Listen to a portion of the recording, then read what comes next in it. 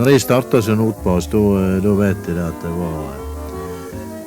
var å få seg en bunt med messingstreng og et blylodd på 1 kilo, eller sånn. Ja. Og så var det da å få seg en kjegle og snare på. Dette der var tre tørn på den, det var en famn. Og så hadde vi en skjøyt på 20 famn og en på 30.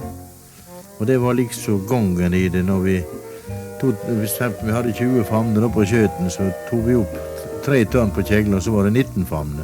Og på den måten var det vi måtte prøve å finne ut hvor djupt det stod silda. Så når dere da senket dette loddet ned, ville det stoppe dersom... Ja, du kjente det på snora da, om silda var der. Og hvis du holdt opp om silda, da kjente du ingenting. Og på den måten så kunne du også finne ut hvor mye sild som stod der? Ja, hvis det var tett som du senket ned i en steinur, da var det masse sild. Ja. Og så kunne du få bare en og annen sånn pikk som slo bort i strengen, da var det tynn. Så den måten takserte du på. Ja. Og så var det å hale opp og ned og finne ut hvor dypt det var.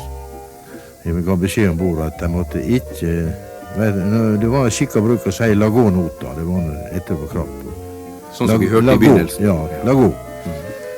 Men så avtalt til med deg ombord at jeg må aldri kaste når jeg sier lagå. Men når jeg slår ned med begge armene, da må dere kaste.